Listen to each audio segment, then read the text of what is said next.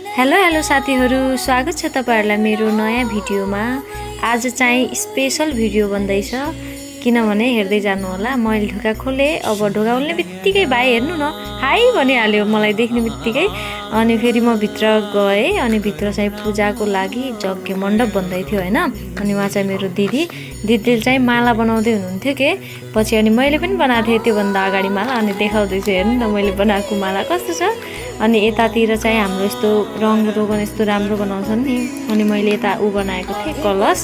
फेरि अनि म गएँ भित्र के गर्दैछन् है त भित्र फुपूहरू। अनि उहाँ चाहिँ मेरो फुपू। अनि फुपूलाई हेलो फुपू भने हाँस्दै हुनुहुन्छ हेर्नु न। फेरि उहाँ चाहिँ गाउँको आन्टी, अनि उहाँ चाहिँ अर्को आन्टी हुनुहुन्छ। लाजले भुतुक्क मलाई नदेखाऊ भन्दै हुनुहुन्छ हेर्नु। अनि म चाहिँ लागेँ अर्को रुममा। यता हाम्रो पहाडदेखि घरका सबै आउनु भएको थियो हैन। उहाँ चाहिँ मेरो हजुरआमा, अनि उहाँ चाहिँ मेरो ठुल्मामु, अनि उहाँ पनि मेरो हजुरआमा हुनुहुन्छ। अनि उहाँ चाहिँ अङ्कल मुसुक्क हाँस्दै हुनुहुन्छ हेर्नु न भिडियो देखाएर। फेरि उहाँ चाहिँ हाम्रो पण्डित अङ्कल हुनुहुन्छ, पूजा गर्नुहुन्छ हैन आज। अनि उहाँ चाहिँ मेरो हजुरबुवा हुनुहुन्छ।